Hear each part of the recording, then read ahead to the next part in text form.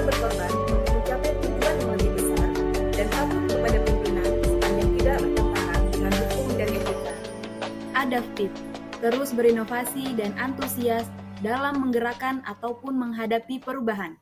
Panduan perilakunya, cepat menyesuaikan diri untuk menjadi lebih baik, terus-menerus melakukan perbaikan, mengikuti perkembangan teknologi, bertindak proaktif.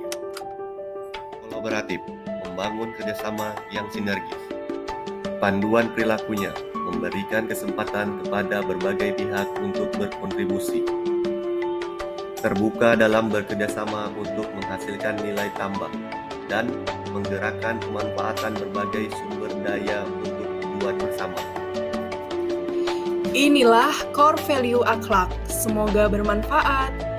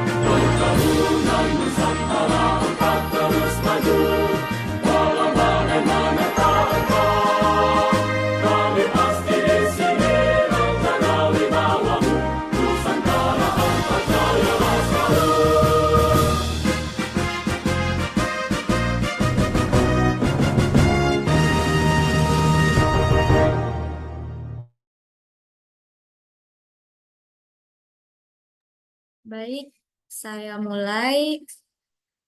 Assalamualaikum warahmatullahi wabarakatuh. Salam sejahtera bagi kita semua. Om Swastiastu, Namo Buddhaya, salam kebajikan. Selamat siang Bapak Ibu. Baik, kembali lagi kepada program Regional 5, Sharing Knowledge Session atau Resonansi. Yang kami hormati Bapak Ibu, Asisten Afdeling. Sebelum kita memulai acara, perkenalkan nama saya Hairunisa Siregar selaku moderator pada resonansi siang hari ini. Selanjutnya, kita akan mendengarkan sambutan dari bagian SDM dan SM Bapak yang akan diwakili oleh Bapak Joko Susanto.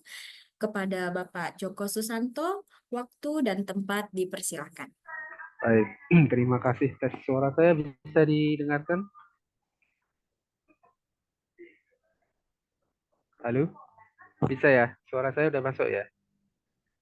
Sudah, Bapak? Oke.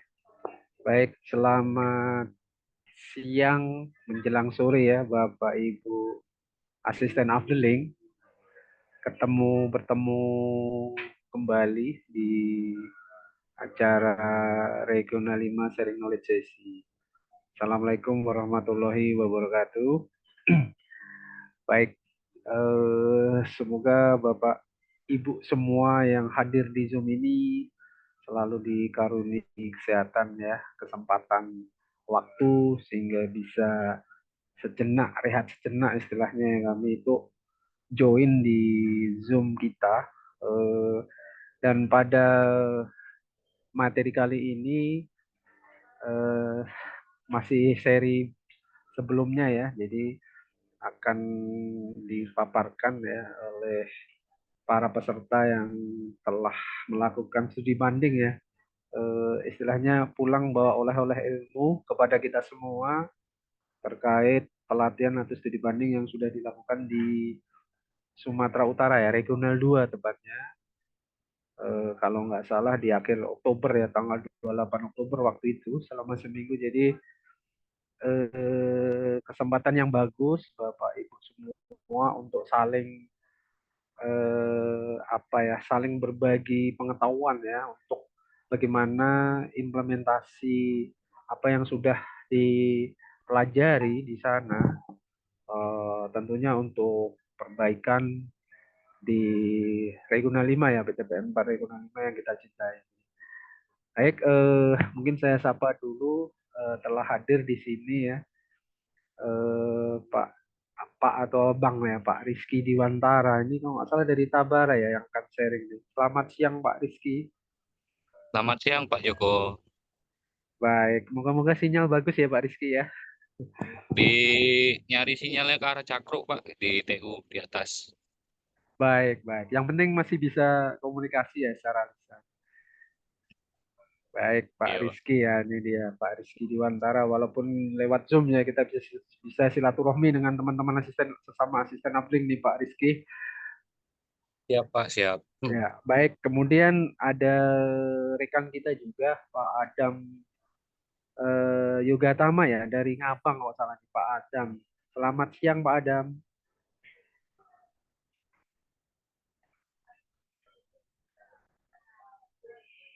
Ya, mungkin kalau Ngabang sinyal agak-agak cukup perjuangan lah sinyal di kebun sana ya. Moga-moga bisa saling melengkapi nanti ya Pak Rizky ya dengan Pak Adam Yoga Tama. Selamat siang Pak Adam.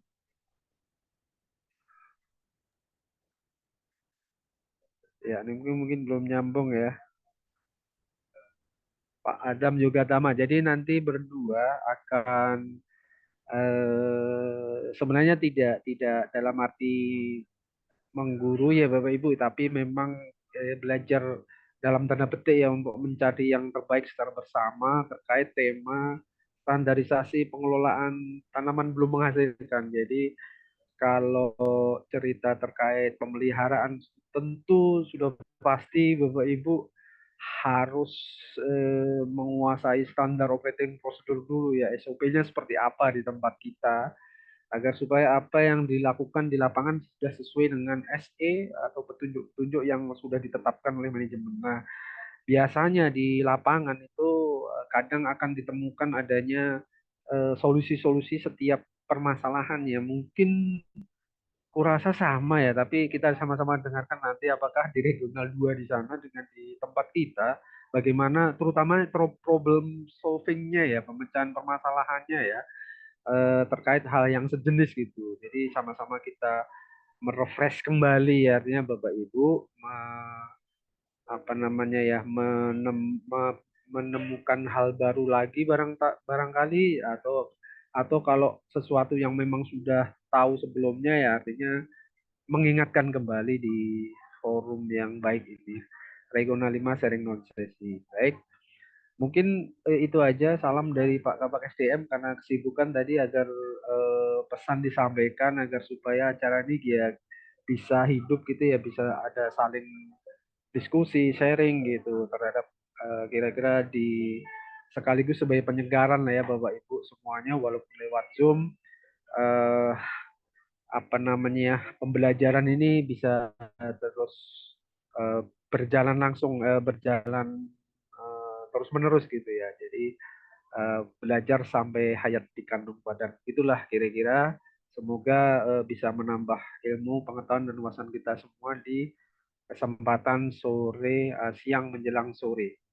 Terima kasih sekali lagi kepada Bapak, Ibu, para asisten nabling yang sudah join. Dan terima kasih sebelumnya di sela-sela kesibukan Pak Rizky dan Pak Azam ya mau berbagi pengetahuan ya hasil eh, pelatihan kemarin atau studi banding kemarin. Baik, terima kasih. Itu saja pengantar dari kami. Kami kembalikan kepada moderator kita, Bu Nisa ya atau Kak Nisa ya panggilannya ya, Baik. akan memandu sampai berjalannya kurang lebih 1 sampai 2 jam ke depan acara kita. Baik, terima kasih. Saya akhiri. Wassalamualaikum warahmatullahi wabarakatuh. Selamat sore semuanya. Waalaikumsalam warahmatullahi wabarakatuh. Selamat sore juga Bapak. Terima kasih atas sambutannya kepada Bapak Joko Susanto. Nah, tadi mendengar bahwa pemateri hari ini yaitu Bapak Rizky dan Bapak Adam juga sudah bergabung, meskipun Bapak Adam tadi belum sempat menyapa kita. Nah, langsung saja nih kita masuk ke tema resonansi hari ini terkait standarisasi dan pengelolaan TBM yang akan dibawakan oleh pemateri yang luar biasa. Apa dan bagaimana standarisasi dan pengelolaan TBM serta semua hal yang harus diperhatikan dalam standarisasi dan pengelolaan TBM. Nah, hal itu dapat kita diskusikan siang menjelang sore hari ini karena pemateri kita yang dua tadi telah bergabung. Baik, Bapak Ibu, di mana pada siang menjelang sore hari ini kita diberikan kesempatan untuk menimba ilmu, silakan stay tune atau menyimak materi hari ini. Boleh bertanya di sesi tanya jawab nanti atau di sela-sela pemberi materi pada siang hari ini. Baik, tanpa berlama-lama saya serahkan kepada pemateri. Siapa dulu? Kira-kira Bapak Rizky atau Bapak Adam? Bapak Adam aja dulu, Bu. Oh ya, baik. Boleh Kalau Bapak enggak, Adam, biar saya. apakah sudah bergabung? Eh, Apakah tes, tes. bisa Masuk, memberikan Bu, materi? suara? Masuk. Apakah masuk, Bu, suaranya? Oh, masuk Pak, masuk. Baik, Bapak. Untuk waktu dan tempat saya persilahkan. Oke, mohon izin sebelumnya ya, Bapak-Bapak dan Ibu-Ibu sekalian, karena mungkin sinyal agak susah, jadi untuk video kamera, mau izin saya nonaktifkan untuk kelancaran presentasinya nanti, penyampaian materi. Sebelumnya, saya ucapkan selamat datang ya Pak. Jadi, untuk hari ini saya juga diberi kesempatan untuk memberikan penyampaian materi terhadap apa yang sudah kami dapatkan di Regional 2 Medan ya Pak ya. Sebelumnya izin saya buka terlebih dahulu Pak. Assalamualaikum warahmatullahi wabarakatuh. Selamat siang untuk kita semua, Bapak-Bapak dan Ibu-Ibu dari SDM, Regional Office, serta rekan-rekan asisten yang saat ini sudah hadir di ruangan Zoom meeting.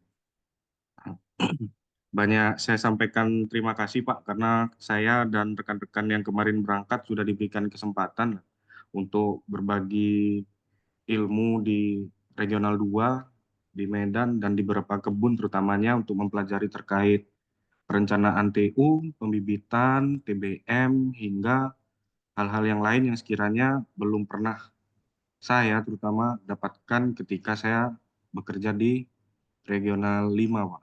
Karena kebetulan juga kan saya baru diangkat di bulan Agustus kemarin, jadi merupakan pengalaman baru lah ketika saya berangkat ke Sumatera kemarin, Pak, Regional 2 Medan. Jadi Pak, mohon izin untuk share screen terlebih dahulu untuk materi yang akan saya sampaikan.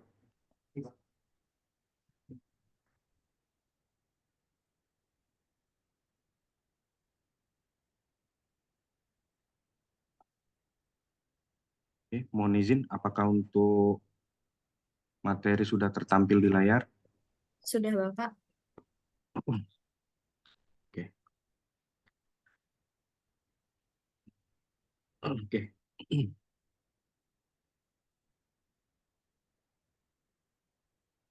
Oke, terima kasih. Jadi mohon izin menyampaikan terkait materi yaitu standarisasi dan pengelolaan TBM ya, Bapak-Bapak dan Ibu-Ibu sekalian. Sebelumnya saya mohon maaf lah sekiranya kalau nanti ada penyampaian ada perkataan yang salah, karena di sini saya juga masih belajar, Bapak-Bapak dan Ibu-Ibu. Jadi bukan kami ataupun saya pribadi lebih pintar ketika mengisi materi, tapi di sini juga kita saling sharing ilmu.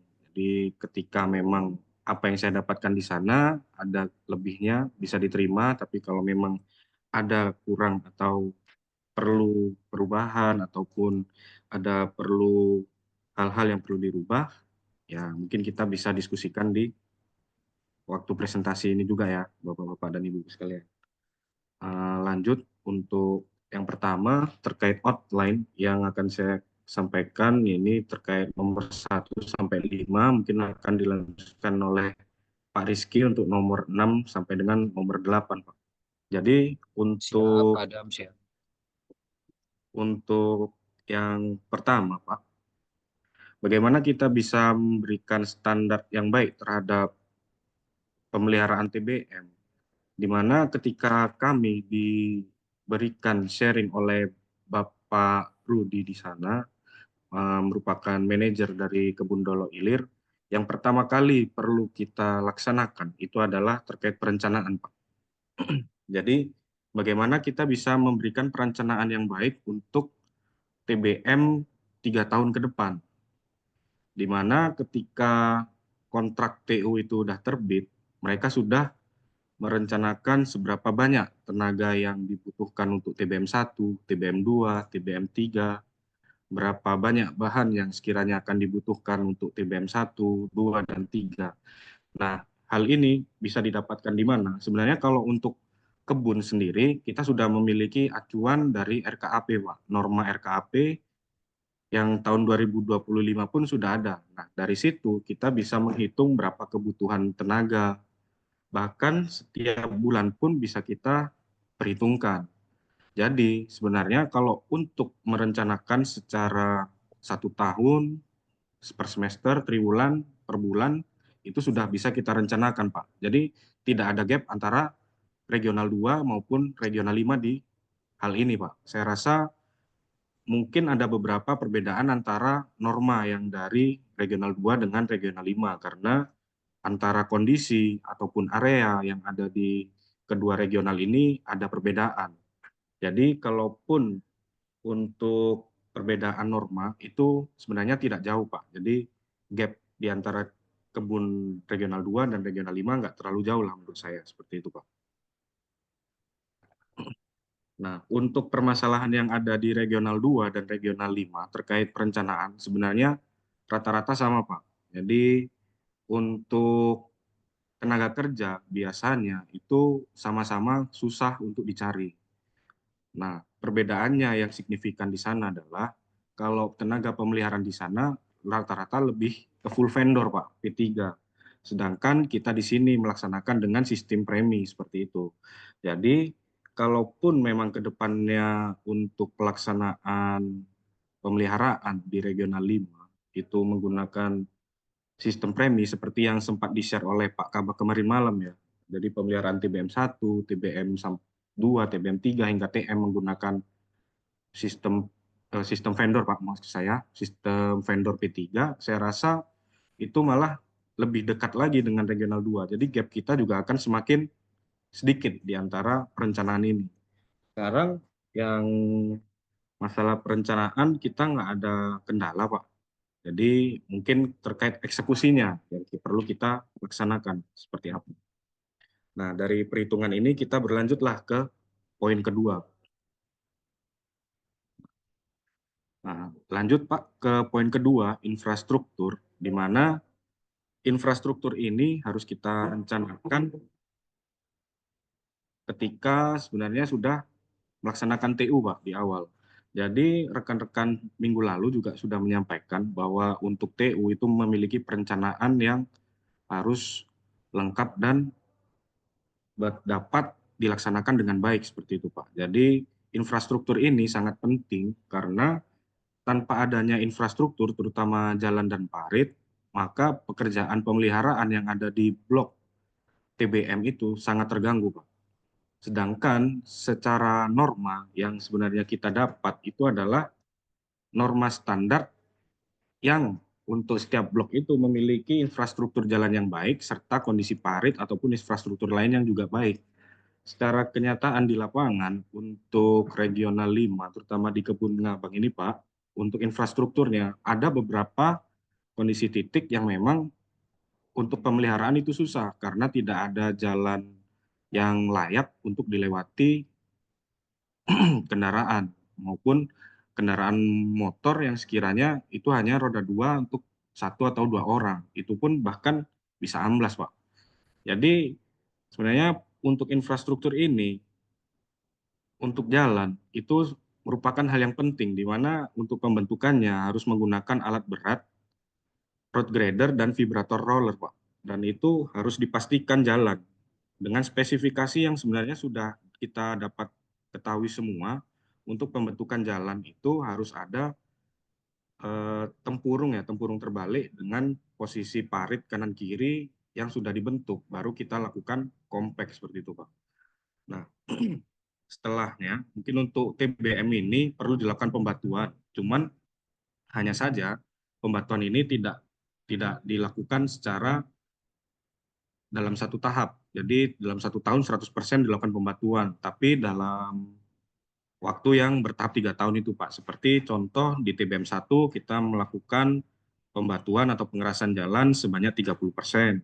Terus di TBM 2 30%-nya, di TBM 3 sisanya. Jadi ketika masuk ke dalam proses mutasi ke TM 1, untuk proses pengerasan jalan maupun pembantuan itu sudah lengkap dia, Pak. Jadi kegiatan panen dan produksi pengeluaran buah itu lancar tanpa ada restan, harapannya seperti itu.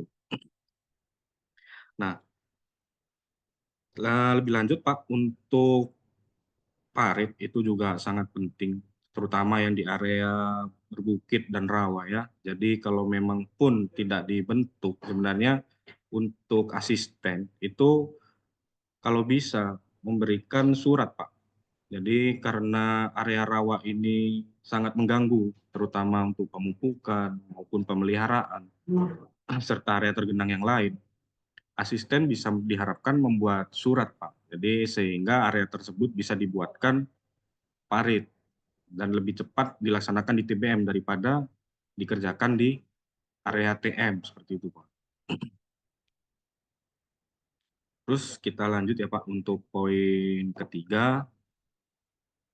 Nah, salah satu syarat yang paling penting di TBM itu adalah pemenuhan SPH, Pak.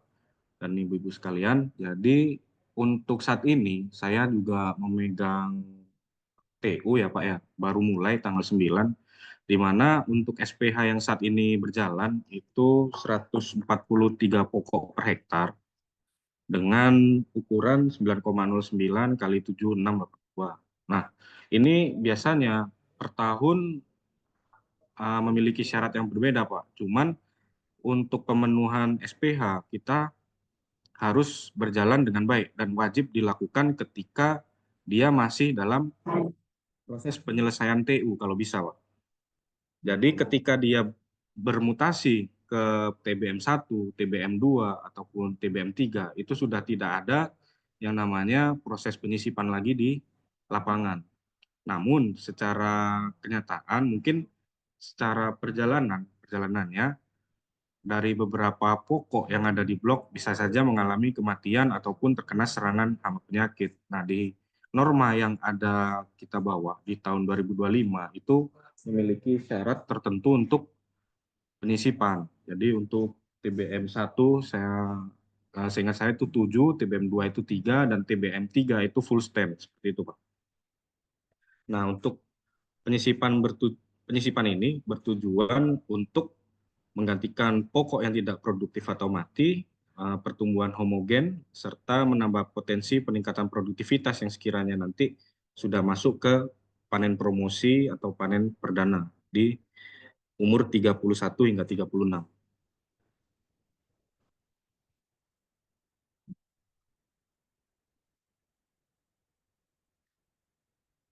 Oke, lanjut untuk poin keempat, Pak, dan Ibu-Ibu sekalian, rekan-rekan di sini, yaitu terkait pengendalian gulma. Jadi, kalau untuk pengendalian gulma, saya rasa antara regional 2 dan regional 5 ada beberapa perbedaan yang sebelumnya dikerjakan. Karena untuk regional 5, untuk penggunaan MB baru masuk dalam beberapa tahun terakhir. Sedangkan di sana kan biasanya memang sudah menggunakan MB. Jadi untuk pekerjaan juga ada yang berbeda. Cuman saya lihat dari norma maupun kontrak TU yang sekarang berjalan di tahun 2025, di situ ada penyamaan dengan semua item pekerjaan, Pak. Jadi yang dilaksanakan di regional 2 untuk pengendalian gulma di sini masih sama, yaitu dengan manual, kimiawi, dan mekanisasi. Nah, untuk manual sendiri itu terbagi menjadi menggaruk, mendongkel, dan menyiang, dan lain-lain. Sedangkan kimiawi, dia menggunakan herbisida sesuai dengan gulma yang dominan.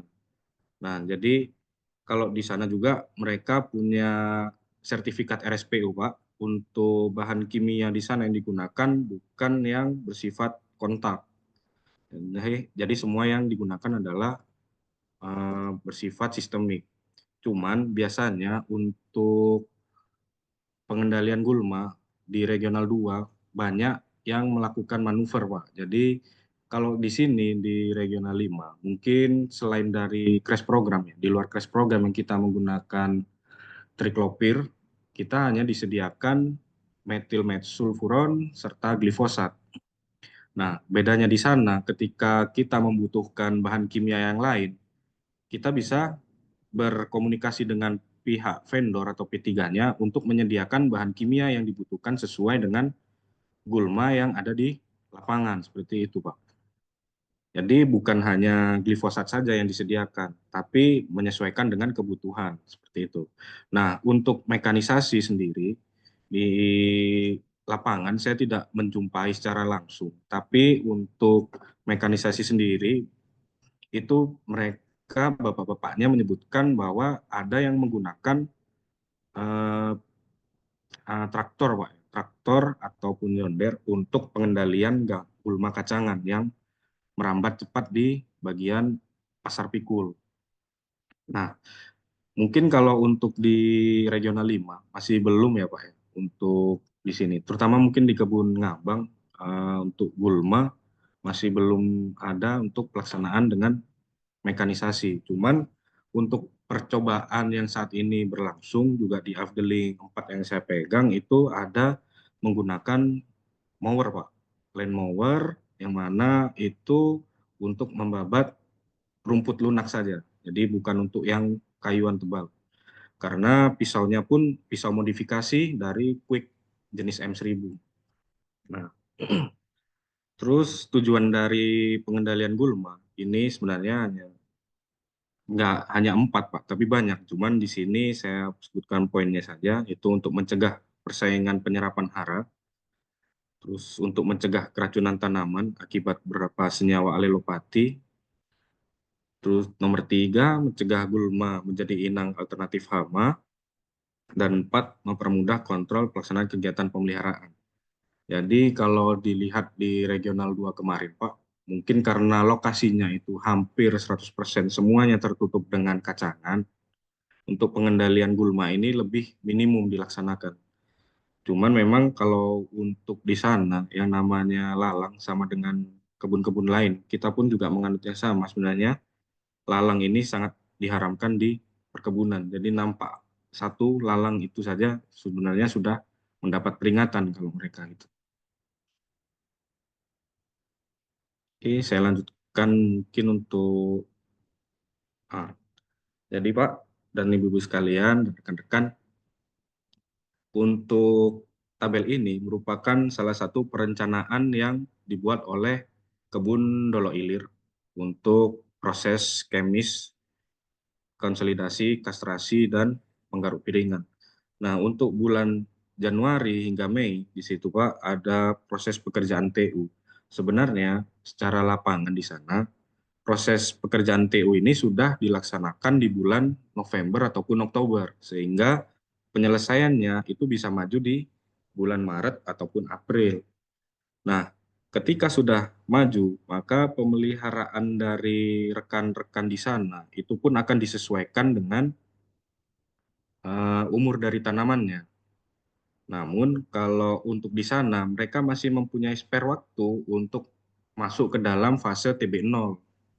Jadi, berbeda dengan di Ngabang yang saya tahu, Pak, untuk di Ngabang sendiri dan di ya sudah berjalan lah ya.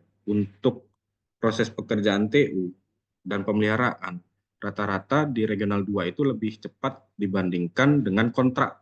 Sedangkan untuk yang di sini, Pak, mungkin jangan terjadi lagi ya. Untuk proses pekerjaan ini seringnya malah terlambat. Itu tadi mungkin karena proses manajemen di lapangan, saya pun juga kurang dalam manajemen, Pak, juga masih belajar. Terus mungkin juga dari kemampuan vendornya yang berbeda, dan hal-hal lain yang sekiranya dari areal yang berpengaruh terhadap itu. Jadi perencanaan itu juga penting dari awal, sehingga pekerjaan yang ke depan juga tidak akan mundur. Nah, saya lanjutkan lagi. Nah, ini merupakan tabel untuk TBM 1 hingga TBM 3, Pak. Jadi untuk area-area TBM 1 hingga TBM 3 itu punya normanya masing-masing dengan bahan-bahan yang berbeda. Jadi contoh aja, untuk semprot mukuna di piringan TBM 1 itu menggunakan fluoroxypyl 30 cc per hektar, dilaksanakan 6 kali setahun. Sedangkan untuk di TBM 2 dosisnya dinaikkan dengan dosis 6 kali setahun. Jadi untuk perencanaan ini mungkin agak beda dengan regional 5 yang sekiranya masih belum semua kebun menggunakan tutupan MB. Jadi agak asing dengan fluoroxypyl ini. Saya pun belum pernah menggunakan fluoroxypyl ini, Pak, dan rekan-rekan sekalian. Jadi kalaupun memang untuk pelaksanaan di lapangan, untuk proses mutu ataupun penjagaan sehingga bisa terjadi standar, itu mungkin juga harus melalui proses trial terlebih dahulu, ataupun dengan benchmark ke area ataupun kebun yang sekiranya sudah menggunakan fluoroxypyl untuk penyemprotan semprot mukuna. Nah, ini contoh pekerjaannya, Pak. Jadi untuk gambar yang sebelah kanan itu adalah area yang ada di kebun Dolo Ilir. Sebenarnya untuk area di sana, Pak, itu tutupan kacangan juga belum sebenarnya 100%, tapi karena pemeliharaan gulma lain selain kacangan itu juga menyesuaikan dengan pusingan, jadi gulma itu juga bisa dikendalikan. Termasuk pekerjaan manual seperti menurunkan kacangan yang melilit kelapa sawit, itu juga tetap dilakukan. Sedangkan ini kalau misal pun tidak dilaksanakan, malah akan berujung ke kematian dari kelapa sawit itu. Akhirnya dari perencanaan itu banyak asisten yang ada di sana, asisten investasi TBM, itu berpikir keras gimana caranya agar pekerjaan yang sudah direncanakan bisa dieksekusi dengan benar, dengan pusingan yang tepat, dan cara yang benar seperti itu. Nah, ini contoh menggunakan alat berat atau alat mekanis untuk pengendalian gulma kacangan di pasar pikul.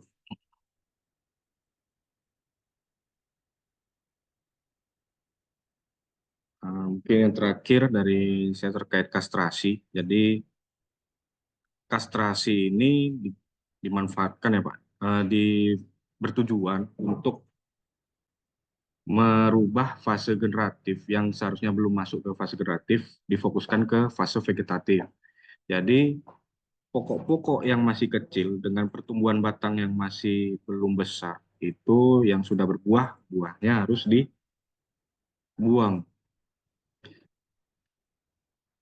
Nah, di sana Pak, untuk pertumbuhan vegetatif kelapa sawit itu sangat diperhatikan secara mendetail. Ada anggota khusus yang setiap hari itu melaksanakan pengukuran vegetatif baik TBM 1, TBM 2, dan TBM 3. Sehingga laporan secara rutin itu juga didapatkan oleh pihak distrik maupun pihak regional.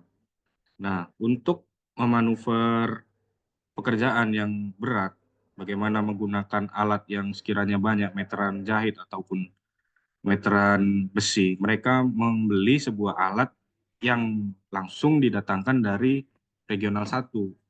Jadi untuk alat ini, Pak, itu digunakan untuk pengukuran vegetatif lingkar batang. Jadi ketika diletakkan ataupun ditempelkan ke batang kelapa sawit, maka ukuran dari lingkar batang ini sudah diketahui ketika sudah disesuaikan di bagian gagang yang ada di bawah sini. Nah, untuk kriterianya, Pak, sebenarnya sama. Untuk lingkar batang bawah itu lebih dari 2,5 meter dan ketinggian buah dari permukaan tanah itu lebih dari 30 cm. Nah, dari syarat-syarat ini, ketika sudah terpenuhi keduanya, maka proses kastrasi di pokok tersebut sudah bisa dihentikan dengan diberikan tanda berupa cat berwarna kuning ataupun cat berwarna lain. Sehingga untuk anggota yang itu bisa tahu bahwa pokok tersebut jangan dikastrasi lagi. Nah, untuk pokok yang tidak dikastrasi lagi, harapannya selama 6 bulan ke depan itu sudah bisa dilakukan proses panen promosi, di mana harapannya untuk RBT-nya itu sudah masuk ke 3,5 ataupun 4 kilo. Dan untuk protasnya kalau bisa sudah masuk ke 4 ton per hektar, Pak. Bahkan kemarin Pak Rudi selaku Pak Manajer Dolo Ilir itu menyampaikan bahwa proses panen TBM mereka karena proses kastrasinya yang baik, pemeliharaannya yang baik, itu bisa mencapai protas 12 ton per hektar. Itu yang sedikit saya kaget juga sih. Karena jauh dari TBM yang saat ini saya pegang di Kebun Ngabang. Jadi protasnya cukup jauh di sini. Mungkin itu yang bisa saya sampaikan. Mungkin selanjutnya bisa dari Pak Rizky untuk menyampaikan poin-poin berikutnya, Pak.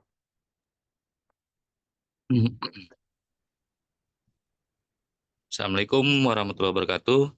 Terima kasih Pak Adam. Pada kesempatan waktu dan tempatnya pada hari ini, mungkin perkenalkan dulu, nama saya Rizky Duantara, asisten dari Abling 9 Kebun Tabara, dan kebetulan juga masih memegang TU seluas 344 hektar diestimasi dalam proyeksi tahun ini akan selesai. Jadi dengan proses TBM ini sebenarnya ya memberi pembelajaran lah di kelanjutan di TU yang selanjutnya. Yang saya menambahkan dari presentasinya Pak Adam, jadi bahasa dalam yang disampaikan manajer Dolo Ilir, pemenuhan SPH, apa segala hal, itu adalah dari satu tujuannya adalah untuk mencapai protas yang diharapkan, seperti yang disampaikan beliau itu 12 ton per hektar. Itu memang kalau saya belajar kebetulan juga pernah juga ikut di swasta. Memang kalau di TBM 3 maksudnya dari peralihan dari TBM 3 ke arah panen, itu kalau benar semua perencanaan yang telah ada dan telah ditentukan jumlah tenaga yang ada jumlah rotasi yang tepat, dan sesuatu yang berhubungan semua rotasinya tepat. Intinya kalau dari bahasanya, pesan dari JM-nya Distrik 2 di Babatu kemarin, intinya adalah pemenuhan rotasi. Rotasi tersebut terpenuhi, semua yang ada itu pasti dapat nilai tujuan yang kita harapkan. Jadi yang telah disampaikan dari Pak Adam itu sebenarnya adalah sebagai proses pembelajaran bagi kami, apa yang kami lihat dan apa yang kami belajari dari sistem di PTPN Regional 2, PTPN 4, itu menjadi sumber ilmu lah untuk TU yang selanjutnya yang masih berjalan pada saat ini. Ya memang perhitungan dari jumlah tenaga kerja itu menjadi suatu kunci dari semua pekerjaan dan menjadi akhir tujuan dapat nggak rotasi tersebut. Jadi kita masuk di poin ke-6, yaitu adalah pemupukan tanaman. Jadi Bapak-bapak, Ibu-ibu sekalian, proses pemupukan TBM ini disesuaikan dengan umur tanaman. Jadi kita telah merencanakan berapa sih rotasi dari TBM 1 bulan pertama itu berapa, jumlah hektarannya berapa, rotasinya berapa, dosisnya berapa pokok. Jadi kuncinya semua yang apa yang disampaikan sebelum-sebelumnya dari Pak Adam, pemenuhan dari SPH,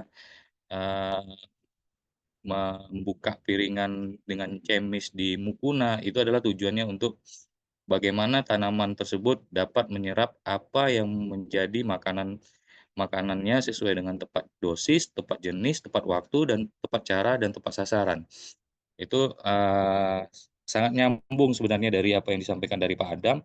Kuncinya dari semua itu adalah semuanya adalah dari perencanaan. Termasuk juga dengan bahasanya juga, dari TU, perbandingannya dari TU di Regional 2, ini sebagai momen sharing aja dan sebagai mungkin pembelajaran juga lah bagi TU selanjutnya. Jadi mereka tuh memproyeksikan apa, memproyeksikan rencana TU itu, di bulan Januari. Jadi di Januari, dan di Januari itu alat sudah masuk. Jadi memang terskematis dari mulai bagaimana mereka merencanakan TU, bagaimana mereka merencanakan tanaman itu harus di TU, apa penyebabnya harus di TU, sebelumnya itu udah diinventaris, jumlah areal itu topografi dipetakan dulu. Jadi mereka tidak ada istilahnya, rencana itu tidak, plus minusnya masih ada 5% lah, tidak terlalu tinggi gitu. Nah, di poin pemupukan tanaman ini, kuncinya memang kita harus mengetahui kapan rotasinya harus bisa dan jumlah tenaganya yang untuk mengerjakannya. Contoh halnya lah, misalnya kalau di TU di saat ini, ke depannya di tahun Januari 2025, yang pembedanya di Regional 2 itu mereka punya stand di TB0 bahasanya dari Pak Adam tadi. Jadi kita masih ada hitungan antara pra TBM 1 bahasanya gitu, pra TBM 1. Jadi mereka sudah mempersiapkan umur bulan ini 344 dikali 143, dapatlah jumlah pokoknya 43.000 pokok. Jumlah itu 1 bulan kita harus menyelesaikan dengan norma yang ada, berarti kebutuhan tenaga pupuk kita segini. Itu dibagi 25 hari kerja, berarti kita 1 hari kerja itu berapa ton, kita sudah harus tahu dan mempersiapkan SPB. Di situ kunci semuanya. Tapi ya pekerjaan yang disampaikan sebelum Pak Adam itu sudah terpenuhi kriterianya. Jadi benar-benar pokok per pokok itu mendapatkan makanan yang diharapkannya. Jadi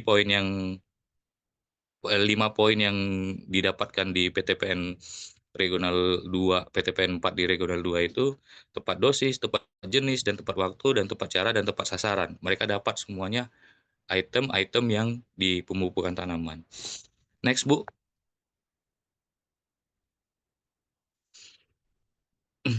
Slide selanjutnya. Nah, di sini juga kita melihat fungsi dari pemupukan organik tandan kosong. Jadi juga mereka melakukan selain pupuk organik, mereka juga melakukan pemupukan pemupukan non organik. Mereka juga melakukan pemupukan organik tandan kosong. Jadi salah satu fungsinya sebenarnya gulma yang sekitar di piringan TBM yang kita aplikasi pemupukan organik ini terlindungi dari gulma yang tidak kita inginkan. Jadi pada kesempatan yang kemarin kami lihat, dosis aplikasi tonkos yang jangan kosong yang direkomendasikan kepada tanam real itu 25 ton per hektar atau sesuai dengan rekomendasi Balai Penelitian atau konsultasi teknis lainnya. Tetap kalau misalnya kita lihat itu semua dari semua bahasanya Pak JM di Distrik 3 kemarin di Babatu, semuanya adalah kuncinya ada di rotasi dan jumlah tenaga kerja. Dua itu yang kunci tersebut kita dapat, tujuan yang kita tuju pasti akan dapat. Seperti itulah pesan beliau. Next, Bu. Slide selanjutnya. Nah, yang paling di regional 2 PTPN 4 dikarenakan mereka sudah istilahnya udah generasi keempat melakukan tanaman sawit dan bedanya di Tabara kalau bahasanya kata itu umur sawitnya sama dengan umur saya gitu. Jadi pengalaman-pengalaman mereka sebenarnya dengan empat kali generasi sawit, mereka sudah paham dengan apa dan tindakan-tindakan apa yang mereka lakukan. Mereka belajar secara 4 kali rotasi sawit tanam. Nah, di sini mungkin bedanya paling parah di regional 2 dan terutama di regional Sumatera itu adalah serangan Ganoderma. Yang kita lihat di sini pengendalian hama tanaman dan pengelolaannya seperti ulat api, terus ulat daun atau segala hal yang di sini itu mereka. Next, Bu, selanjutnya kalau bahasa-bahasa Latinnya mungkin bisa dipahami dan bisa dilihat gambarnya saja, Bu. Nah, seperti inilah kejadiannya kalau di Sumatera kalau bisa dilihat karena kalau di posisi mereka antara kebun dan ekosistem ekosistem perkebunan itu sudah istilahnya signifikan berbeda. Samping kiri kanannya itu seperti perkotaan. Bahkan kita bisa lihat turun dari Bandara Kuala Namu, pinggir jalannya jalan tol, ya kan? Itu mempengaruhi karena sifat daripada hama ini apa yang apa yang tanaman yang inang dia tempat bersarang dan yang tidak mereka mereka masih masih bisa berevolusi gitu loh. Dilihatnya sebelahnya di ada lampu-lampu, ada Indomaret, ya contoh hal yang memang di Sumatera memang seperti itu. Jadi apa sih inang yang mereka tuju? Ya yang dan perkebunan sawit ini kan intinya adalah tanaman yang homogen, satu satu satu satu spesies, satu jenis. Makanya kalau misalnya udah terjadi serangan seperti ini, mereka tingkatan hama dan penyakit sangat begitu signifikan kalau di PTPN, terutama di regional di Sumatera. Next, Bu.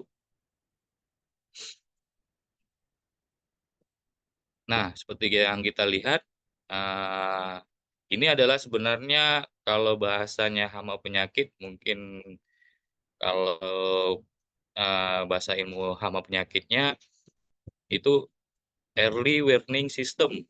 Maksudnya adalah peringatan dini. Seperti apa sih tingkatan serangan populasi pada tanaman sawit tersebut? Jadi pengendalian hama dan penyakit dilakukan berdasarkan ambang batas yang telah ditetapkan seperti contoh pada pengendalian UPDKS seperti di bawah ini.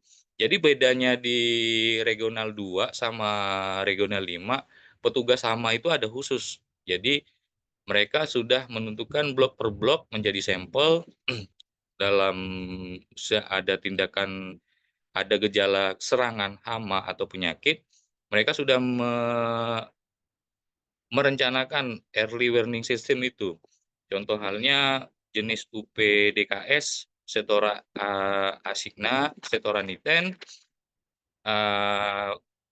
populasi kritis pelepah. Jadi kalau misalnya contoh sampelnya satu pelepah itu ada 5 sampai 10 populasi Setora asigna atau Setora niten, itu sudah menjadi titik kritis atau menjadi ambang batas untuk pengendalian dari UPDKS. Mereka seperti itu. Jadi pembelajaran dari kami ya di sini pembedanya mungkin yang mungkin menjadi saran dan bagi masukan juga bagi bagian tanaman tidak adanya kelengkapan mantri hama. Kalau bedanya di sana mereka ada mantri hama yang memang secara mempunyai tugas khusus untuk menentukan early warning system itu kapan tingkat serangan itu bisa dikendalikan dengan pengendalian manual atau pengendalian uh,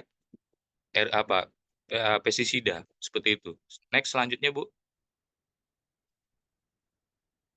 Nah, seperti ini adalah yang kuncinya tadi, ini adalah norma dan yang telah ditetapkan mungkin antara regional 5 dan regional 2 tidak ada perbandingan kan toh sekarang induk dari PAMKO juga adalah PTPN 4 yang pembedanya tadi yaitu tadi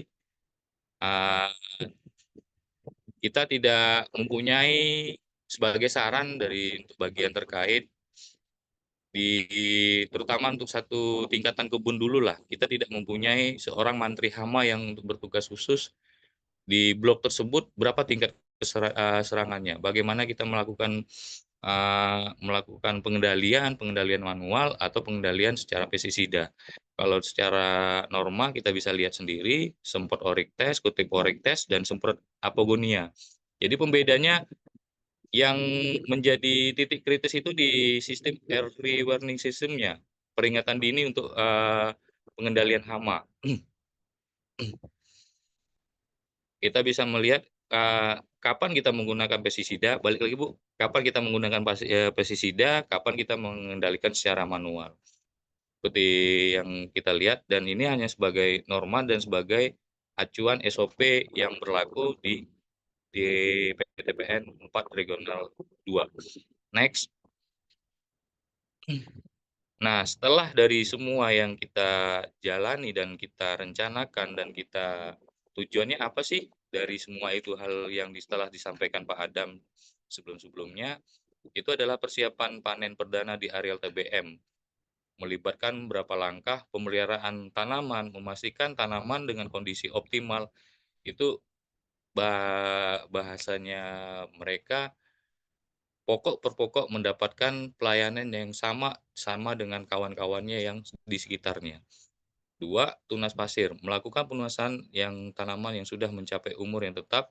Ini bahasanya dari Pak Adam tadi melanjutkan, itu adalah kastrasi yang benar. Jadi 6 bulan sebelum persiapan fase generatif dan fase vegetatifnya sudah dapat. Yang poin ketiga adalah konsolidasi tanaman dan penyisipan. Dalam artian kalau misalnya di satu blok itu adalah populasi pokok per hektarnya 143, pokok per pokoknya mendapat fasilitas yang sama, pelayanan yang sama, dan jumlah pokoknya sama, itu tidak akan mungkin tujuan kita tidak akan tercapai. Seperti itulah yang mereka sampaikan. Yang keempat ada persiapan sarana panen, menyiapkan sarana-sarana panen seperti titik panen dan jalan dan semua hal. Semua itu mereka intinya adalah semua dari perencanaan, penentuan jumlah tenaga kerja, dan memenuhi rotasi yang tepat. Next, Bu. Selanjutnya, Bu.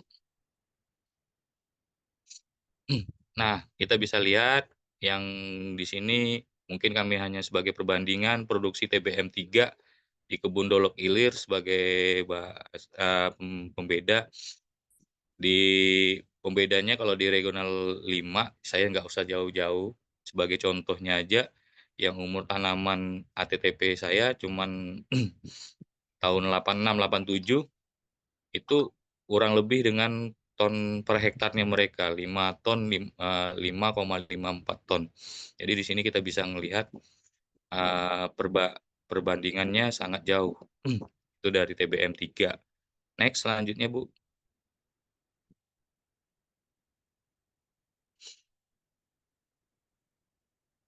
Nah, ini bisa dilihat semua, ini adalah data-data sebagai kelas tanaman TBM. Oke, selanjutnya kelas tanaman TBM juga data-datanya yang ini tadi yang memang ada petugas khusus. Nah, kita bisa ngelihat dari harganya, Bu. Selanjutnya next, Bu. Hanya sebagai data-data aja. Kita lihat bisa perbandingannya, ini kurang lebih kalau untuk saat ini, ya terutama bagi asisten-asisten TU, dari biayanya kurang lebih hampir sama dengan, di regional 2. Next, Bu. Saya rasa itu aja yang kami dapat sampaikan. Mungkin kalau bahasanya kami bukan menggurui bapak-bapak dan atau mengajari bapak-bapak dan ibu-ibu sekalian, kami juga belajar di kebun masing-masing, terutama bagi diri saya juga yang masih menangani TU di Abling 9, ya kan. Masih banyak yang proses yang menurut saya sendiri pun di TU ini kalau sehari kita luput tidak mengawasi, luput puzzle-puzzle yang ada. Hilang puzzle-puzzle yang ada, terus kita memulainya lagi, harus dari mana kita memulai, kadang-kadang bingung. Itu sepertinya, dan kami sebenarnya dari yang diberangkatkan ke regional 2 kemarin, sebenarnya sangat kalau bahasanya ilmu itu dari segi waktu sangat singkat. Tapi yang namanya ilmu yang kami bisa serap dan kami bisa sharing seperti itu aja. Mudah-mudahan kita sama-sama belajar, sama-sama memahami apa sih perbedaan perbedaan mereka dan perbedaan kita, tapi menurut saya tidak ada perbedaan di antara mereka, kita sama-sama makan nasi, ya kan? Sama-sama belajar, sama-sama menangani satu, komoditas tanaman juga, sawit, yang pembedanya mungkin mereka di Sumatera, kita di Kalimantan. Saya rasa itu aja, pada kesempatan waktunya saya ucapkan terima kasih dan saya kembalikan kepada moderator. Sekian, assalamualaikum warahmatullahi wabarakatuh.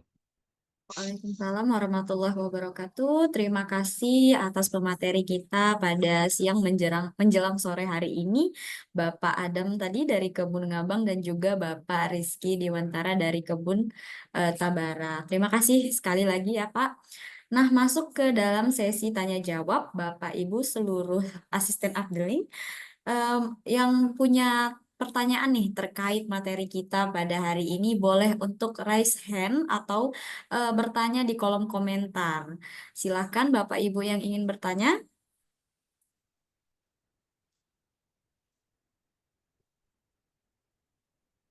Apakah ada pertanyaan terkait tema kita standarisasi dan pengelolaan TBM? Silakan untuk raise hand dan lebih baiknya on cam agar sesi diskusi kita lebih hidup lagi. Baik, Bu, saya perkenalkan nama saya Ari. Mohon maaf Bu, untuk nggak bisa ngirimin scan karena jaringan kurang bagus. Baik, Bapak. Ini Bu izin bertanya untuk ada 2 pertanyaan mungkin Bu. Boleh Bu ya? Boleh, Pak. Silakan. Nah, itu Bu, tadi di awal slide kan kita lihat ada pembuatan parit. Itu dibuat pembuatan parit dijelaskan tadi disampaikan pada saat TBM. Kenapa nggak pembuatan parit ini bisa dilakukan di saat tanaman ulang? Karena kan untuk areal ini kan kita bisa baca selama 25 tahun nih. Dan ketika tanaman ulang, pembuatan parit ini harusnya mungkin ya, menurut saya lebih baik dilakukan pada saat tanaman ulang karena tidak mengganggu tanaman yang ada. Ketika di saat TBM kita buat parit mungkin ini akan mengganggu tanaman yang ada. Mungkin itu menurut saya Bu, nanti mungkin minta pendapat dari Pak Adam. Kemudian yang kedua, Tadi saya lihat ada TBM 0 dan TBM 1. Ini yang tuh TBM 0 ini umur berapa ke umur berapa Bu ya? Kemudian yang masuk ke TBM 1 dia umur berapa? Sehingga kalau saya lihat tadi ada pekerjaan TBM 0 ada garuk piringan di umur 7, 9, 12 dan TBM 1 juga ada umur 7, 9 dan sekian. Gitu. Mungkin apa perbedaan TBM 1 dengan TBM 0 tersebut? Terima kasih Bu. Baik, terima kasih atas pertanyaannya Bapak. Kira-kira nih pemateri kita hari ini Bapak Adam dan Pak Rizky apakah langsung dijawab atau menunggu pertanyaan selanjutnya? Gimana Bapak? Oh, halo. Nah, Halo, sebenarnya gimana Pak Rizky? Kalau mau dijawab pun bisa sebenarnya. Oh, baik. bisa. Berarti Yang poin kedua dulu ya, Bang Adam. Oke, siap. Poin. Nah, pembedanya kenapa disebut di TBM 1 dan TBM 0? Kita bisa ngelihat biasanya proyeksi di schedule TU. Bapak-bapak sekalian, ya mungkin ini pembelajaran saya di lapangan dan pembedanya yang disampaikan dari Pak Adam tadi. Dan setelah itu dari perencanaan TU mereka mulainya itu mulai dari bulan Oktober, dan bedanya kita di sini schedule-nya kita di bulan Oktober, di misalnya perencanaan TU di 2024 mereka itu alat beratnya dan progres TU-nya itu dimulai di saat di bulan Oktober 2023 contoh halnya. Jadi mereka ada kan di bulan Mei dan Juni mereka sudah nanam. Jadi bahasa saya tadi itu bukan bahasanya pra TBM 1. Jadi bahasanya TB 0 mereka punya jeda dari 6 bulan mereka tapi sebenarnya kalau saya lihat di KAK TU yang ada pun hampir sama dengan pengaplikasian di TBM 1, tapi dimasukkan di dalam kerangka KAK seperti garuk piringan, buka rekomendasi pemupukan, dan sebenarnya di situ dipadatkan. Nah, bedanya mereka di regional 2 mereka jedanya itu dari Mei sampai Juni sampai Desember, berarti hitungannya mereka di TBM satunya di tahun 2025. Situ aja pembedanya. Jeda bulan. Jadi bahasa bahasa bahasa saya sih bukan bahasa dari mereka itu sebenarnya adalah pra TBM 1. Jadi mereka punya jeda sekitar 4 bulanan untuk skematis bagaimana mereka persiapan untuk TBM 1. Maka saya bahasakan tadi TBM 1 bukan bahasanya TBM 0. Seperti itu. Kalau misalnya ada tanggapan dari nanya. Kalau Bang Adam mau lanjutkan dulu, Bang Adam. Yang poin 1 kenapa tidak? baik. Mohon izin untuk melanjutkan dari pertanyaan nomor 1. Baik, Jadi Bapak. kenapa parit itu dibentuk di TBM bukan di TU? Jadi sebenarnya gini Pak, untuk kemarin setelah resonansi yang minggu lalu juga sudah dijelaskan kalau memang untuk perencanaan parit di TU itu sudah lengkap dari KAK-nya maupun kontraknya dan lain-lain. Jadi parit 1 sekian, parit 2 sekian, 3 sekian, 4 sekian. Nah, untuk di TBM sendiri disebutkan juga kenapa dibuat. Sebenarnya ini mereka dari Regional 2 juga membuat sebuah kontrak di mana tiap tahun itu akan dilaksanakan untuk pemeliharaan ataupun rehab dari parit. Jadi sekiranya yang dalam waktu berjalan di TU hingga TB0 yang tadi disampaikan oleh Pak Rizky, itu ada mengalami degradasi ataupun sedimentasi.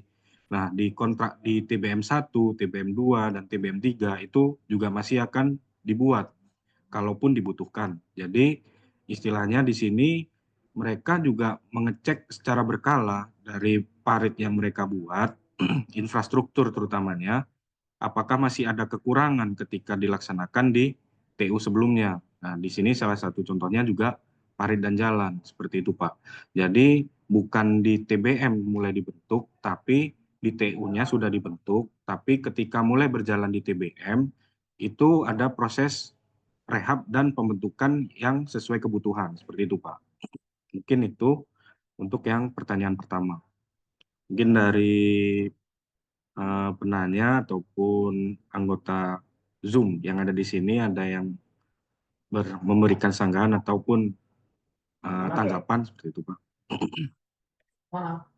Baik, tadi pertanyaan sudah dijawab dari pemateri kita. Nah, untuk Bapak Ibu seluruh asisten updaling yang ada di Zoom, jika ada pendapat atau masukan lain boleh nih langsung berdiskusi di ruang Zoom kita. Tadi yang lain siapa?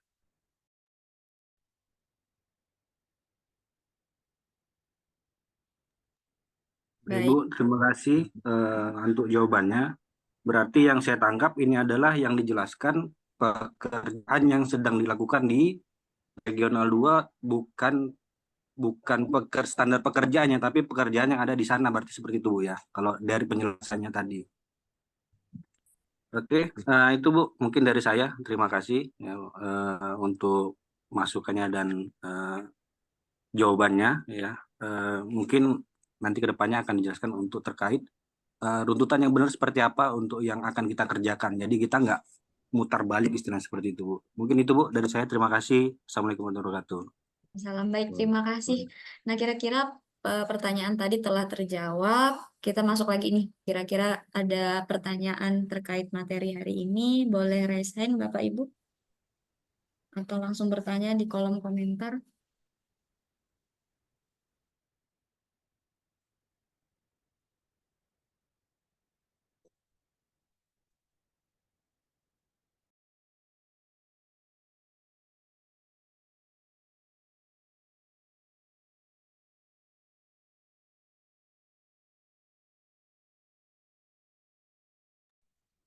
Baik, Bapak Ibu, ada pertanyaan lagi?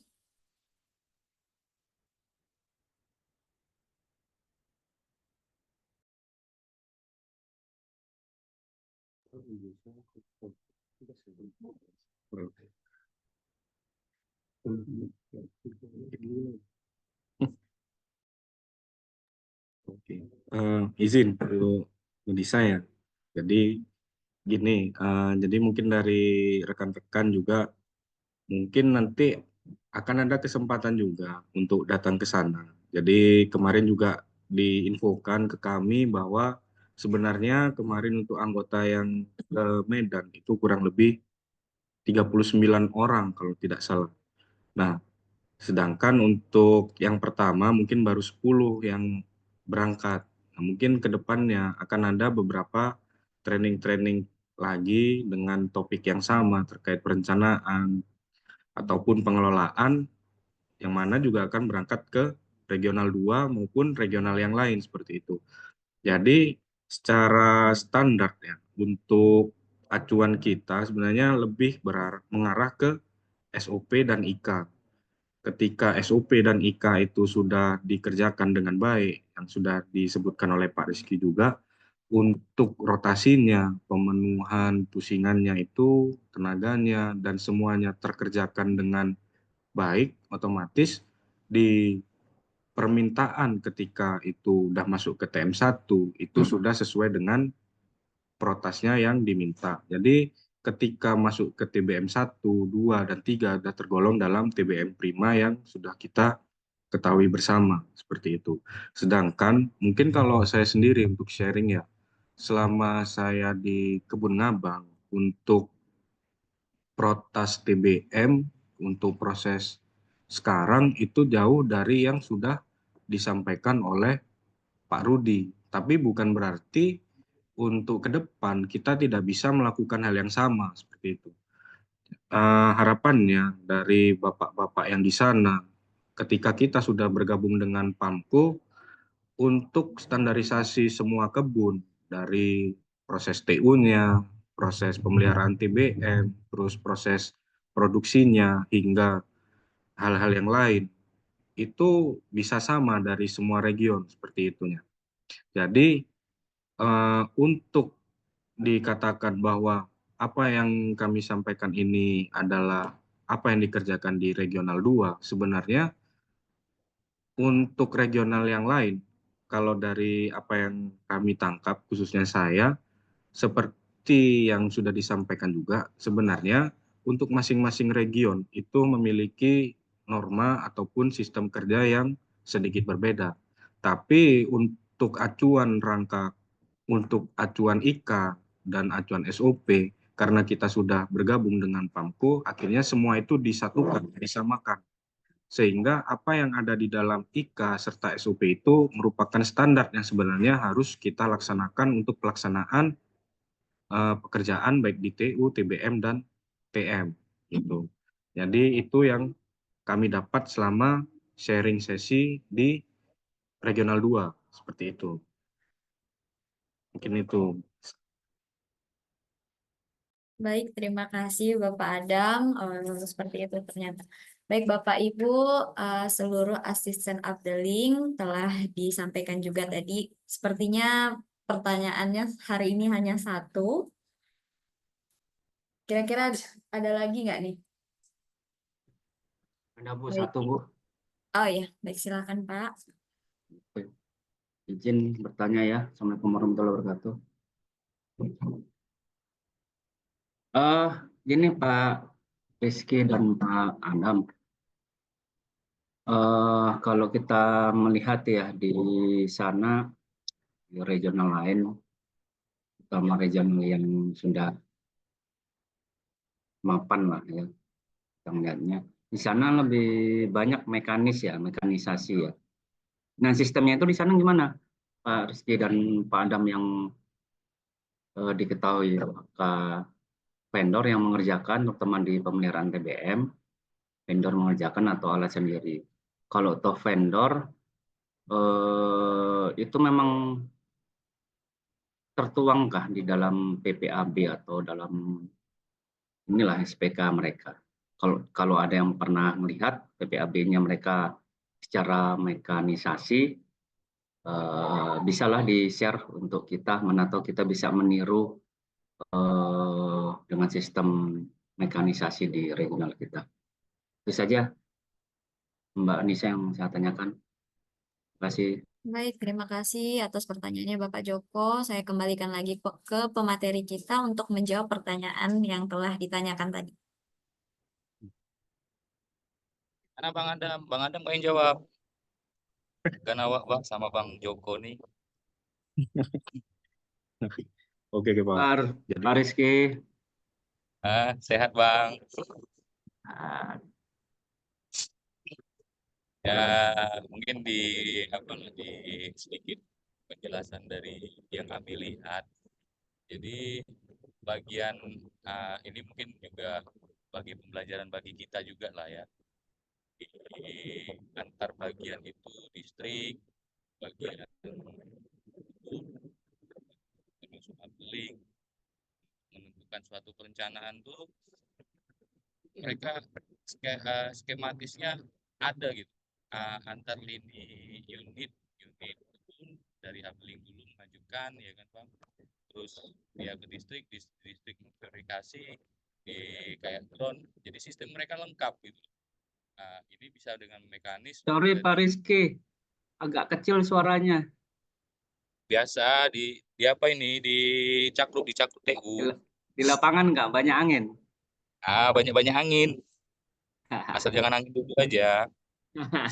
Oke, lanjut. Jadi mereka tuh antar unit dari upling ke kebun ke distrik ke bagian tanaman, mereka saling ada komunikasi Bang. Jadi penentuan dari yang Abang maksud PPHP, berapa standarisasi apanya, dilihat dari rotasinya, seperti itu mereka nggak dapat. Itu seperti bahasanya Pak Adam tadi, bahasanya ada crash program itu istilahnya bukan dicari apa penyebabnya, seperti itu mereka. Jadi benar-benar normalisasi norma terhadap standarisasi apa yang disampaikan SOP, EK, mereka benar-benar menjaga gitu. Jadi misalnya kayak updeling lah, pengen menentukan suatu pekerjaan mekanis atau gimana gitu kan. Contoh halnya lah, ya kita buka-bukaan aja lah antara pembeda regional 5 sama regional 2 gitu loh. Rotasi misalnya babatan berat, ini udah berapa tahun nggak diapa, itu yang verifikasi bagian bagian distrik dulu gitu loh. Nah, yang dihitung berapa rupiah per pokoknya, berapa hasilnya yang kamu dapat dari segini kita membuka blok ini gitu. Contoh halnya ya kalau misalnya di TBM 1 ini sebab musababnya gimana gitu. Ada yang hilang nggak rotasinya. Jadi mereka udah menentukan dan sebenarnya untuk tenaga bedanya yang kami lihat, yang kemarin kami lihat di regional 2 sama regional 1, mereka memang benar-benar full vendor gitu loh. Jadi dan bedanya mungkin kita masih dalam proses dalam istilahnya masa transisi juga lah ya makanya kadang-kadang badan pun terkejut, pikiran pun hancur lebur ya kan. Bagaimana mereka sistemnya. Mereka itu karena tadi saya bilang udah 4 generasi sawit lah. Jadi tiap lini itu mereka memahami apa di bidang teknisnya apa ya kalau bahasanya ya memang mungkin kami berterima kasih juga sebenarnya kepada pihak SDM ya kan bahasanya makanya kebetulan di kebunnya itu di Pabatu mereka punya satu training center sendiri gitu. Jadi tiap tiap minggu tiap apa itu jadi mereka udah mengetahui oh ini normanya pakai mekanis berapa biayanya yang dikeluarkan jadi mereka udah tidak melebihi dari SOP yang ada. Jadi mereka mengeluarkan kontrak atau mengeluarkan kontrak atau sejenis PPAB segala hal yang bahasanya di premi apa segala hal itu kan mereka udah sesuai dengan SOP seperti itu Pak.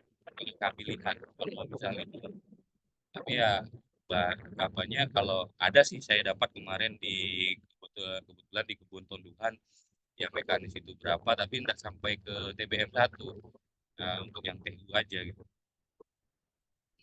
Itu gambarannya yang kami lihat kenapa harus pakai mekanisasi ya karena mereka menghitung kalau secara mekanisasi itu lebih murah daripada menggunakan tenaga manusia.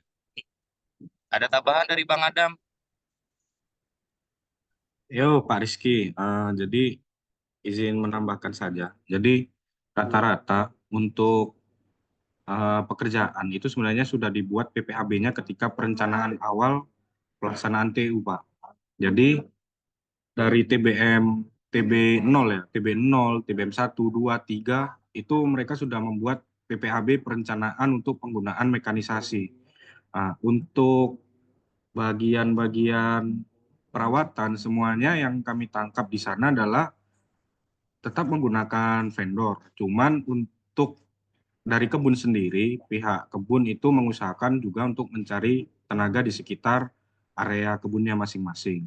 Nah, sebenarnya cukup sama lah dengan posisi saat ini di Regional 5, di mana untuk pemeliharaan itu sebenarnya bisa menggunakan vendor, terutama untuk yang TU ya. Cuma untuk tenaga, kita pun juga harus tetap mengusahakan bahwa untuk setiap pekerjaan itu juga harus terpenuhi untuk semua orangnya. Nah, kenapa dari regional 2 dan regional 5 itu ada perbedaan? Mungkin dari kondisi kita yang saat ini juga masih dalam proses transisi yang sudah disampaikan oleh Pak Rizky tadi. Sedangkan untuk yang di regional 2 itu sudah settle, di mana udah 4 generasi di sana, udah 4 kali penumbangan dan alhamdulillahnya semua juga sudah berhasil. Mungkin kalau kendala yang di sana itu sebenarnya lebih besar Pak dibandingkan di regional 5. Nah, di sana untuk regional 2 itu karena sudah sampai 4 generasi, kondisi tanahnya sudah rusak, terus penyebaran hama penyakitnya udah endemik, sedangkan di saat ini regional 5, posisi kita masih di generasi 2. Jadi untuk tanahnya sebenarnya masih cukup baik untuk dilaksanakan penumbangan. Begitu juga untuk kondisi hama penyakitnya, di mana kita masih minim lah serangan terkait itu sehingga tidak menyebabkan kerusakan yang fatal. Jadi perbedaannya juga mengapa mungkin kita sendiri kurang ya untuk dalam monitoring di area di mana apa yang seharusnya kita buat itu nggak kita buat saat itu juga. Padahal secara lapangan sebenarnya kita sangat membutuhkan itu.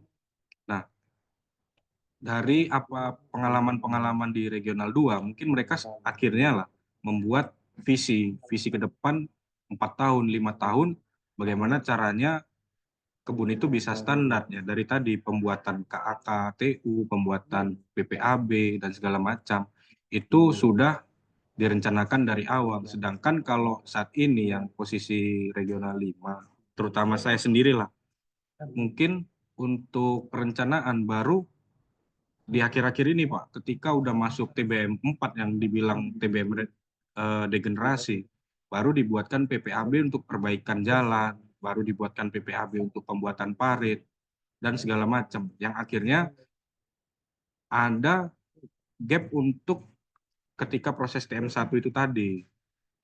Jadi untuk yang pertanyaan berikutnya yang terkait alat mekanisasi. Jadi untuk yang di regional 2 itu ada alat punya sendiri yang mana kondisinya juga dirawat, Pak. Dirawat dengan baik. Itu yang disampaikan oleh Pak Manajer dan Pak GM di Kebun Dolo Ilir dan Pak Batu. Sedangkan untuk proses PPAB itu mereka laksanakan ketika memang kondisinya dalam posisi mendesak. Seperti itu, Pak. Nah, untuk posisi hariannya, mereka sudah memiliki alatnya masing-masing. Berbeda dengan di sini, mungkin kita sebenarnya sudah mempunyai alat ya Pak, inventaris alat dari tahun yang sudah lama. Cuman ketika kita ingin menggunakan, ternyata alat itu posisinya tidak dalam posisi fit. Kenapa? Karena baik operatornya, baik pekerjanya, itu mungkin belum memiliki kompetensi yang baik. Karena apa? Mungkin ya juga trainingnya yang belum dapat, ataupun tidak ada pembekalan dari anggota-anggota sebelumnya yang sudah pensiun atau MBT, sehingga kalaupun untuk membutuhkan kompetensi yang baik di regional 2 itu, bahkan waktu kami ke sana, itu training dari regional 2 itu banyak, Pak. Jadi untuk training A itu ada sekian orang, training B itu sekian orang. Jadi rutin mereka melaksanakan training-training untuk meningkatkan kompetensi baik itu karyawan pelaksana maupun karyawan pimpinannya. Nah, mungkin itu yang bisa nanti bagian Bapak-Bapak dan Ibu SDM buat ya. Jadi bukan hanya Karpimnya, tapi karyawan pelaksana saya rasa juga butuh Bapak-Bapak dan Ibu sekalian. Baik dari posisi produksi, pemeliharaannya, dan lain-lain. Sehingga untuk mencapai standarisasi kebun dari semua regional itu bisa tercapai seperti itu. Baik, terima kasih pada Bapak Adam dan juga Bapak Rizky. Bagaimana Pak Joko? Apakah sudah terjawab pertanyaan Bapak tadi? Sudah pas? Baik. Terima kasih Mas Adam sama Mas Riki. Jadi intinya itu PPAB mekanisasi itu ada yang rutin memang dibuat, terus ada juga untuk crash program ya. Kalau bedanya dengan di tempat kita kan mekanisasi ini kebanyakan dibuat untuk crash program, artinya program yang cepat dan mendesak gitu ya. Oke, makasih. Baik. Sama-sama Bang Joko. Baik, terima kasih Bapak sekalian, seluruh asisten Afdeling yang telah berdiskusi pada sore hari ini. Kita masuk ke sesi closing statement yang akan disampaikan oleh pemateri kita yang luar biasa tadi, Bapak Adam dan juga Bapak Rizky. Kira-kira Bapak Adam dan Bapak Rizky dipersilakan untuk mengisi closing statement.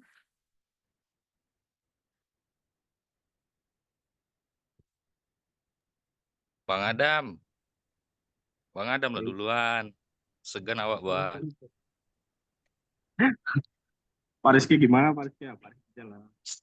Oke, duluan aku ya. Terima kasih pada Bapak-Bapak dan Ibu-Ibu sekalian. Dan terima kasih juga kepada bagian SDM dan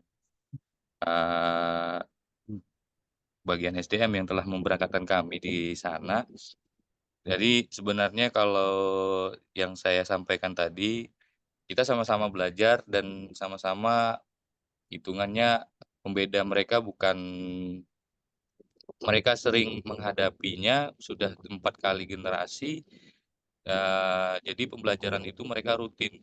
Dan seperti Pak Adam bilang tadi, untuk peningkatan kompetisi sampai ke tingkat karyawan pelaksana pun mereka ada gitu. Jadi benar-benar digembleng, benar-benar dididik dengan pengalaman dan pembelajaran yang benar-benar ada. Jadi posisi saat ini ya itu sebagai saran dan masukan bagi regional 5, kita tidak usah malu untuk belajar di tempat mereka, dan kita tidak usah ragu, dan kita tidak usah dengan kondisi kita sekarang ini, kalau bahasanya mantan GM Kalbar dulu ya, yang dari PTPN 3, kalau masalah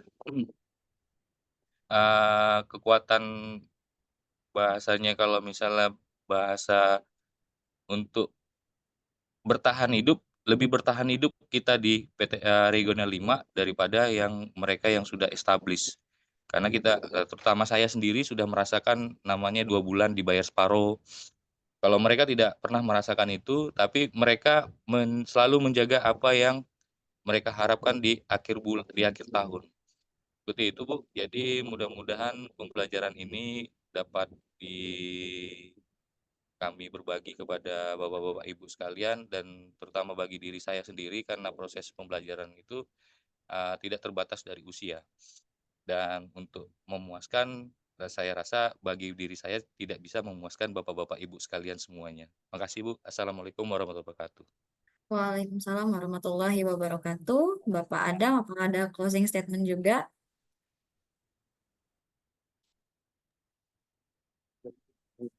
Mungkin sedikit saja Bu, karena posisi hujan ya, jadi mungkin sedikit terganggu suaranya. Jadi menambahkan dari yang disampaikan Pak Rizky juga. Jadi sebenarnya apa yang kami sampaikan itu bukan untuk membuat down dari rekan-rekan di Regional 5, tapi di situ makin terpacu untuk membuat Regional 5 itu menjadi lebih baik. Karena untuk kesempatan menjadi lebih besar daripada regional yang lain itu masih sangat lebih tinggi, karena potensi-potensi Regional 5 itu masih ada jika dibandingkan dengan regional yang lain. Nah, untuk ke depan mungkin dari apa yang sudah kami pelajari juga di Regional 2 juga akan kami laksanakan dan kami buat, sehingga untuk ke depan juga bahwa apa yang sudah kami dapat itu bisa teraplikasikan di Regional 5, sehingga untuk impian dari Regional 5 ini bisa sangat tinggi gitu. Jadi bisa mengalahkan lah dari Regional 2, Regional 1, dan lain-lain. Ah, itu mungkin yang bisa saya sampaikan, Bu. Jadi terima kasih juga untuk kesempatannya sudah diberikan waktu untuk hari ini dan juga kesempatan dalam melaksanakan training ke sana. Semoga rekan-rekan yang lain juga mendapatkan kesempatan yang sama untuk bisa mempelajari secara langsung di Regional 2, Regional 1, dan regional yang lain. Sehingga kalaupun ke depan dalam posisi saat ini masih agak ngambang ataupun masih belum mendapatkan gambaran di mana posisi kita, bisa secara langsung bisa merasakan perbedaan antara Regional 2 dan 5. Tapi yakin saja Bapak-Bapak dan Ibu sekalian, Regional 5 itu masih punya potensi yang sangat banyak dibandingkan regional yang lain. Jadi terima kasih. Saya akhiri closing meeting-nya. Assalamualaikum warahmatullahi wabarakatuh. Selamat sore. Waalaikumsalam warahmatullahi wabarakatuh. Selamat sore juga. Baik, setelah kita mendengar closing statement dari dua pemateri kita yang luar biasa, yaitu Bapak Rizky dan Bapak Adam tadi, di penghujung waktu ini, saya juga ingin mengucapkan terima kasih atas partisipasi Bapak Ibu seluruh asisten Abdeling. Sebelumnya kita mau foto bersama dulu nih Bapak Ibu. Dimohon untuk open cam dan juga jangan lupa untuk absen yang telah dibagikan juga di chat Zoom. Mohon untuk diisi, karena setelah kita foto bersama ini ada spin wheel lagi nih. Kita akan pemilihan 2 orang beruntung dan akan mendapatkan door prize yang luar biasa tentunya. Baik, Ini ada 3 slide ya Bapak Ibu. Kita tidak tahu slide keberapa kita di tag. Jadi mohon untuk bersiap terus, untuk keep smile terus. Nah, saya hitung mundur. Sudah siap? Baik. 3, 2, 1. Baik, slide pertama sudah. Selanjutnya slide kedua. Boleh menerapkan gaya terbaik juga nggak apa-apa. Senyum lebih baik. Saya hitung mundur. 3, 2, 1. Oke, slide ketiga, terakhir nih. Kita nggak tahu kan Bapak Ibu, kita di slide keberapa. Siapkan gaya terbaik dan senyum terbaiknya. Saya hitung mundur. 3, 2, 1.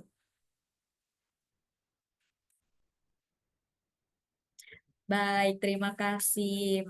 Luar biasa ya. Nah, kita masuk ke pemilihan 2 pemenang atau 2 yang beruntung maksud saya. Kita spin wheel dulu ya. Mohon Bapak Ibu untuk mengisi absennya secepatnya. Nah, karena dari absen tersebutlah ada nama-nama yang akan di spin wheel pada sore hari ini.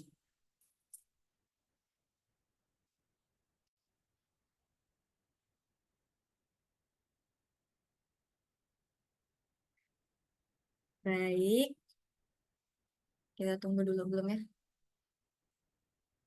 Oke, saya hitung mundur ya. 3, 2, 1. Kira-kira siapa yang beruntung pada sore hari ini?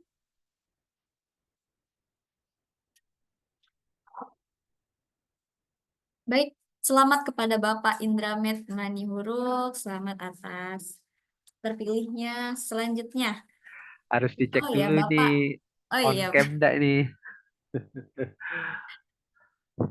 Bapak Indra Hadir, Bu, hadir, hadir, hadir. hadir ya Langsung Pak. tagih ke rumah dengan Pak Rizky nih.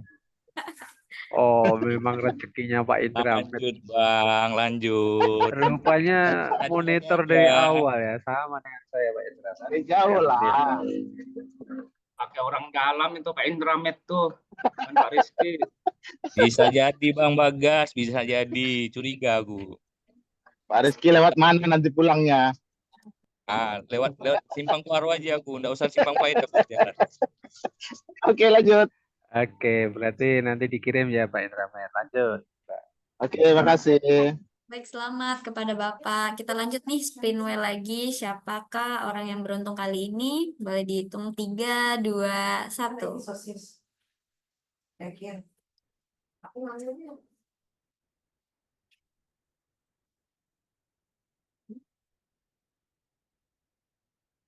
Selamat kepada Bapak Ananda. Apakah ada Bapak Ananda Iqbal, Hibatullah Mukni di sini? Bapak Ananda? Wah, ini kayaknya zoomnya rame-rame nih. Nggak ada, Mbak. Mana dia? Nggak ada, Mbak, baru keluar. Baik. Ada ya Bapak Ananda Iqbal? Selamat ya Pak. Oke, telah terpilihlah tadi 2 orang dari spin wheel Mana kita. Pak Ananda? Mana? Ada ya?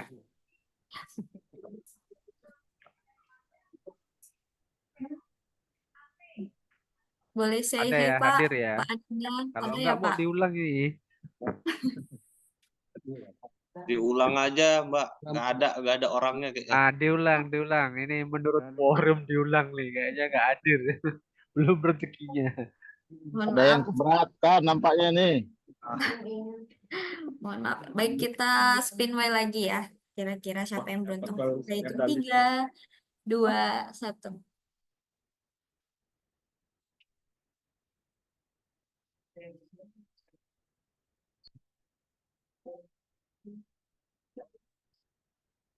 Bapak Muhammad Wildan. Ada Bapak Muhammad Wildan? Wah, kalau ini nampak nih. Ada. Bang Ada. Wildan nih. Selamat nih Bang Wildan nih ya. Ada. Oke. Selamat Bapak Muhammad Wildan. Baik. Sekali lagi saya ucapkan selamat kepada 2 orang yang telah terpilih dari spin whale tadi. Di akhir sesi ini saya juga ingin menyampaikan terima kasih kepada seluruh asisten Afdeling dan juga terima kasih kepada Bapak Joko Susanto. Saya akhiri, mohon maaf jika ada salah-salah kata. Saya Hairunisa undur diri. Assalamualaikum warahmatullahi wabarakatuh. Selamat sore Bapak Ibu. Selamat sore. Selamat sore. Terima kasih Bapak.